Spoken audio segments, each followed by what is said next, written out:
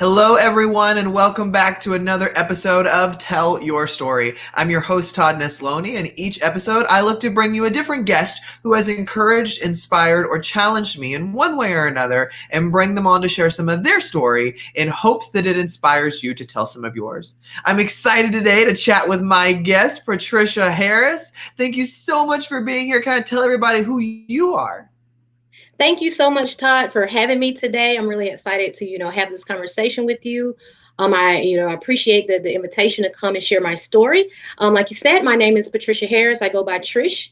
I am a small town girl. I'm from a small town called Gay, Georgia. Population, I think the last census said 86, and I will tell you half of those are my cousins, and I absolutely love it, right? So I am small town girl. I currently serve as the Director of Recruitment in the School of Education at UNC Chapel Hill.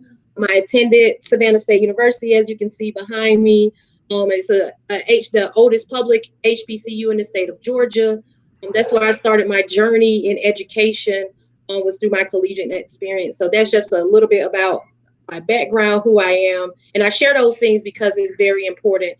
Those things have contributed to who I am today. Right. So Well, I am so excited to kind of dive into some of that today. And so, Trish, whenever I start these conversations and, I'm trying to figure out where to begin, I always love starting back at the beginning. And so when you were a kid, what did you dream you were going to be? And did it align at all with what you're doing now? Absolutely not. So I'm a first gen college student. I grew up on, I guess, what you would most would consider a small farm. I grew up with my great grandparents.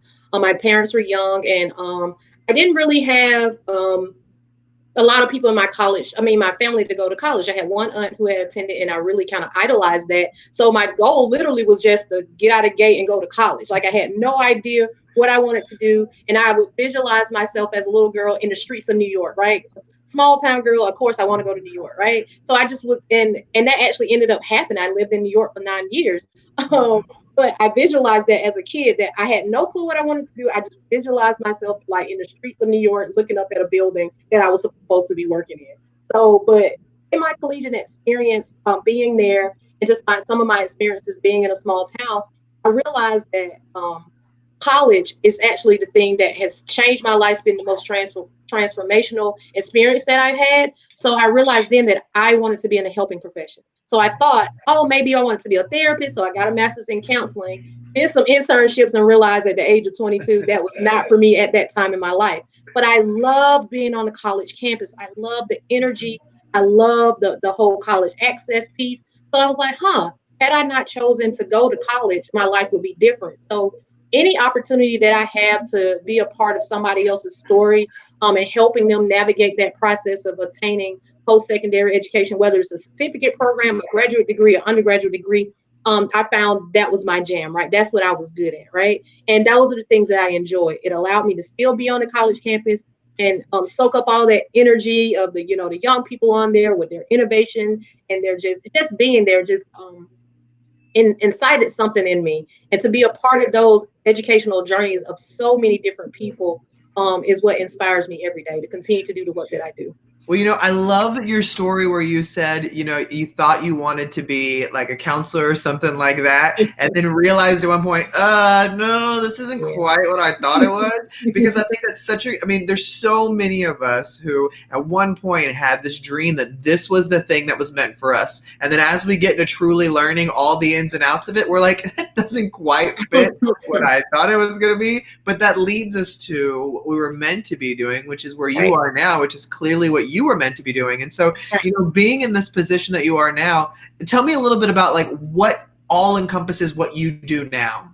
It's a lot. I wear I was so going many to say, it hats. probably is a lot. I wear a lot of hats. So when people think, oh, you're a recruiter, you do admissions work, and I've been in higher ed for over a decade now at a couple of different types of colleges, small private colleges in upstate New York, big, large research one institution, access colleges in Georgia. So all different things. And a lot of my work, again, has been centered around attracting and retaining students into post-secondary education. And I was a sociology major, right? So with that, I've learned all kind of marketing tech skills. I've learned to build billboards.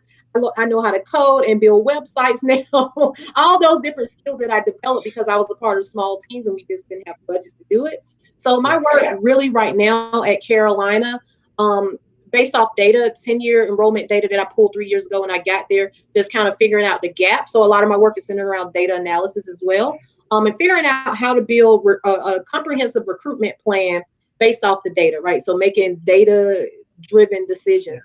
And I found that, in our School of Education, and it's been and it's a I won't say a problem or a limitation throughout the country that 80% of our classroom teachers are white female, right? Mhm. And that was the same gap that we saw at Carolina. Like, okay, we need more people, more students of color, more teachers of color. And so my work in the past 3 years has kind of been trying to fill that gap and to diversify the educator pipeline, not just inside classroom, but more school counselors, more principals, more people of color in ed tech, anything that you think about in education. That has been my thing. So it's been a lot of recruitment, and planning recruitment initiatives and programs around diversifying the teacher workforce or the educator workforce, specifically here in the state of North Carolina. So a lot, again, I learned many different hats, many different things, but that is my primary role. That's what I get paid to do at Yeah. Carolina. Well, But I'd love to dive yeah, into though something that you said that I thought was so interesting. I don't think anybody is surprised by the percentage you threw out there of at least 80% of educators are female and white. And so my question is, when you are looking at recruiting more educators of color to join the program or to jump in, I remember listening to a revisionist history podcast about why there was that drop off in educators of color and how that plays into our past and desegregation and the way educators of color were treated during that time. And so how do you even begin to go into the communities and express to them the importance of their voice in this field? Again, just elevating, just centering them and their families, right? You want your child or people in your family. If you, like me, I don't have any children, but I still want my nieces and nephews to have the best quality education. And the research has shown that from the earliest on, as a student has a person of color as a teacher or Mhm. mentor somebody, that is really transformational and impactful for them. Yeah. Not only for their education, but their social, their growth. So to be a part of that is very important. So going into the families, so I do a lot of community outreach. I do a lot of outreach with HBCUs and tribal colleges. So I'm just thinking about the whole spectrum, right? Yeah. I'm going out to rural areas where they're lacking. So just kind of amplifying the need and showing how they could take some agency in being a part of that, right? And hey, like, you're complaining, but hey, pick somebody in your family, your favorite aunt, your favorite cousin, who the person y'all always say, oh, that's the smart one. Send her my way. Let's see if she want to get in the classroom. Like, you can be a part of that change, right? So and just amplifying the need for it and the importance of their story and the importance of the lens that they bring to the field, and that how it is needed there. And that this is the time for us to really get in there and amplify again, like, our voices, and be a part of the much needed change. I love that. And so, as you've been in this position now for a little bit and in this kind of work, what do you feel like you've learned about yourself through this work? I've learned, my personality, I'm an extrovert, so I'm outgoing, and I'll just walk up to anybody and just talk to them. So I think that has been one of the reasons why I've been successful in the role. So I've been talking to people. They're like, Trish, nobody just walks up to a state senator or to the president and just be like, hey, Kev, I do that. So I found that my superpower, this is what I call it, is building and maintaining relationship. And I use my own unique, my personality, my true authentic self. I bring that in every part of me. At first, I used to be kind of small town. I have this accent, and so I was kind of like, kind of experiencing some imposter syndrome. Yeah. But once I was able to get over that and was like, you belong here, you are enough. Elevate that accent and use it. You're in New York, they think it's cute. Tell them to give you the money and let's go. So I was able to own who I was, in every part of me, and including. So when people ask me where I'm from, Georgia, I say gay Georgia. I don't say Atlanta like a lot of people. I'm like, no, I'm from gay Georgia, because that is important for me to show, because that has been a part of how I developed to Right. who I am today. It was these traits that I have now. I just remember those are the same traits that my grandma had. Like, she was a strong leader in the community. My great grandma had, and I was like, all those times I was like, I don't know why she's doing this. I'm now becoming her, Yeah. right? So I feel like that part of me has attributed to much of my success being kind of like fearless and just meeting people who they are and treating people with respect. Just that golden rule, right? Treat people the way you want to be treated, no matter who they are. If they're the president of the chancellor of the university, or the person who my support staff who who helps clean my office, like I treat them exactly the same.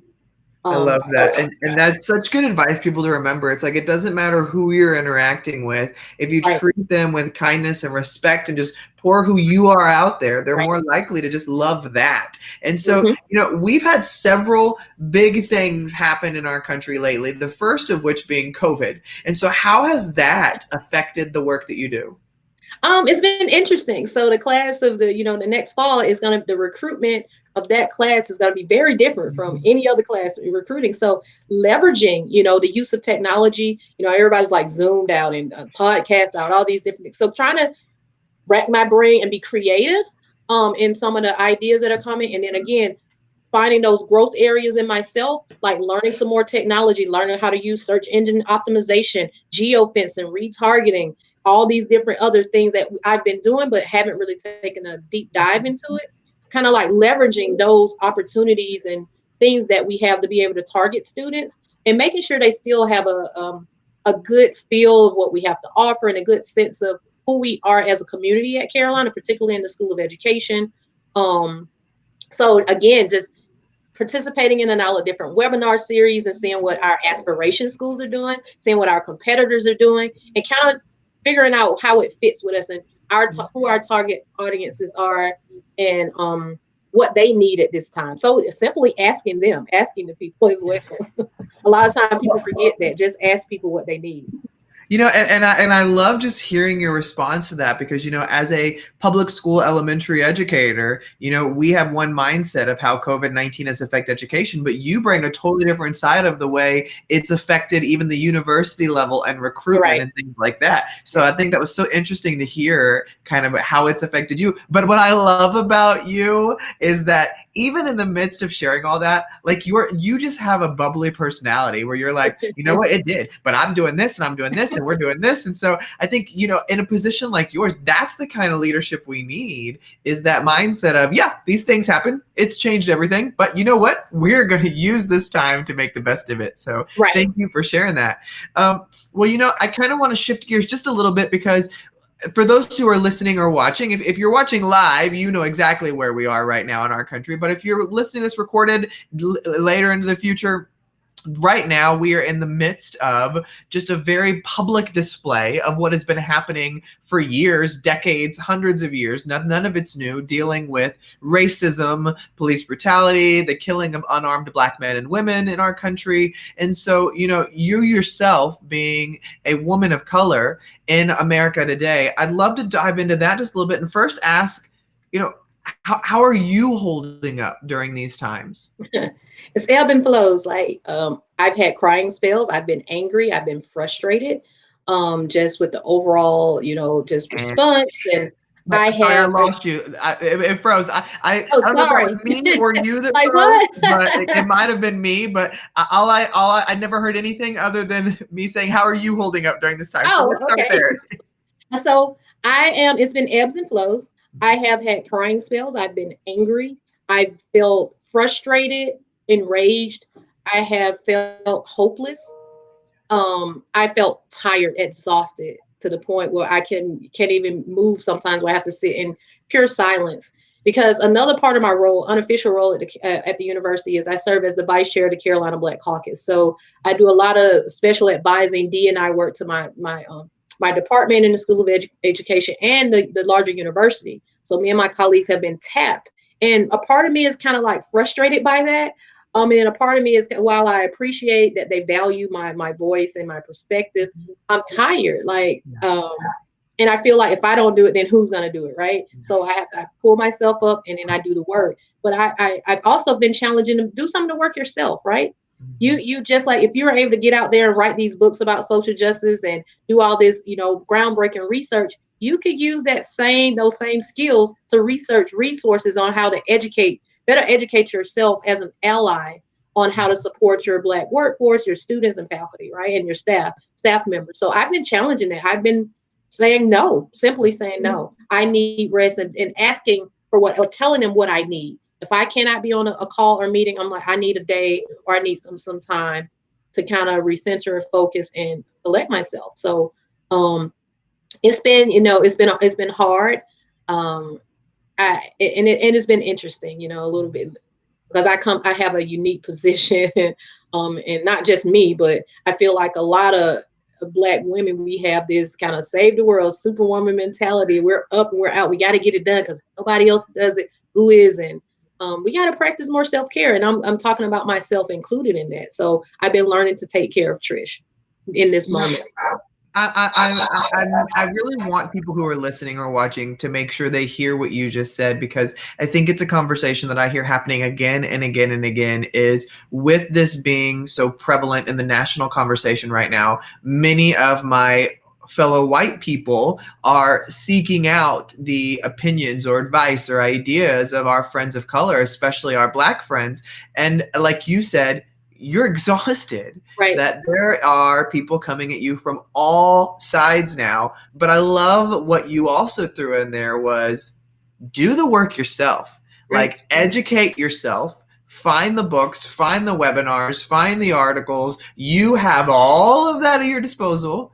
And what's great about technology today is even if the book you want is sold out, it's not sold out on Kindle or on right, an audiobook. So you really don't have any excuse to not be learning. But right, we have to remember that our Black and brown friends, they've been fighting this for years, and right, with it now being so prevalent, you're exhausted, and so right. we can't go to you and expect you to give us all the answers. We Oh yeah. have to do the work too. And so I love that you said that. But one question I want to ask, that I've had a lot of my guests recently be educators of color, and one thing that I've asked, and I've seen kind of a trend in the answers, and I kind of heard you allude to it as well too, but I'd love to know, with this not being something new for you, this just being new for many people because they're finally paying attention, but for you, this is nothing new, this conversation. And so how do you maintain hope throughout feeling constantly forgotten, or people move on? Like, how do you maintain hope? Well, right now I'm taking advantage of the situation, right?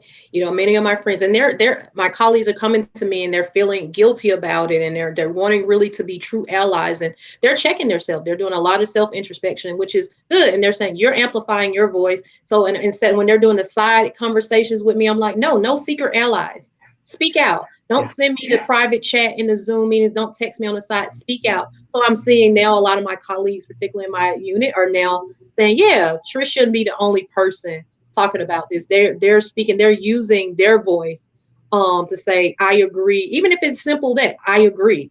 Like these are my or sharing ideas. And there it was like they had that fear at first, like I'm white and I can't share these ideas. I'm like, no, you have good ideas too. You actually have a little bit more privilege and authority in some of that. And so I've been navigating that using, people who I know their voices have heard a little bit louder than mine. So I'll say, hey, you asked me what can you do? Could you share this resource, or could you share my email with these, those type of things. So I've had a lot of my colleagues who've been willing to amplify their own voice, kind of fight and say, hey, you know what, that's not right. This is what I can be doing, my part, and actually checking themselves and apologize, like, you know what, I've done those things, right? And being honest with themselves and being okay with having those uncomfortable thought conversations, right? And they're critical conversations, but sometimes it's okay to sit in that discomfort for a moment and realize, oh my God, while I'm not an awful person, but I too have biases, right? And this is how I'm going to work to fix those biases. And people, everybody wrote these statements, and now we're looking for action, right? Action and dollars and money. Put your money where your mouth is, kind of thing. Like, let's see what you're gonna do. That's what we're looking for next. That's what I've been amplifying in my department. It's like, okay, that was great. You wrote the statement. We're happy, clap, clap. But all right, let's where's the action? Yep. That I love self-esteem what you is said, important. because that's where the difference is. Right. Anybody can throw a black square up on a screen. Right. Anybody can write about racism's wrong on social media, but when does it become action where change happens? Because if change doesn't happen, we're going to have marching again next month when there's another unarmed black friend that is killed. I mean, Right. these things, it takes us using our money, using our voices, and then enacting change. So I'm so Right. glad that you said that. But I also love that you also brought up the fact that if we are truly going to be allies in this, then we can't remain silent. Right. We can't have behind the scenes conversations only, private messages. Oh, I totally agree with you. It's like, no, put that out there so that people know where you stand and the conversation continues to get happen. And yeah, it's going to be uncomfortable sometimes. But I love too that you said be okay with apologizing and realizing where you've been and your biases, but moving forward from that. So Trish, it was beautifully worded. So thank you for sharing that. Yeah, no problem. Well, Trish, one way that I always love to end all these conversations is I believe as people, there are things that we hold really tight to our belief system and who we are and the foundation of what we do. And so for the people who are listening or watching today, if they were to walk away with one thing, what would your one thing be for them? I will say always be your authentic self and take your authentic self in everything you do.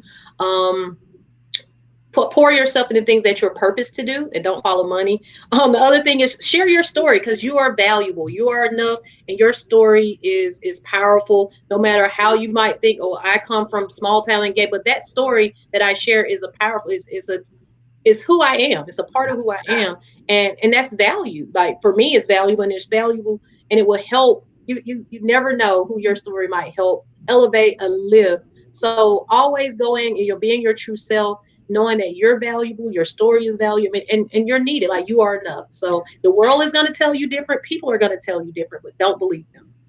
That is the most beautiful way to end this conversation. Well, I have been so excited to talk to you, Trish. And so thank you so much for sharing some of your time today with me on Tell Your Story.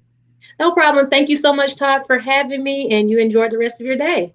And thank you, everybody, for listening or watching another episode of Tell Your Story. Remember, you can check out past episodes on iTunes, Spotify, SoundCloud, YouTube, wherever you get your stuff, it's there. I hope today's conversation with Trish has encouraged you to get out there and tell your story because every story matters.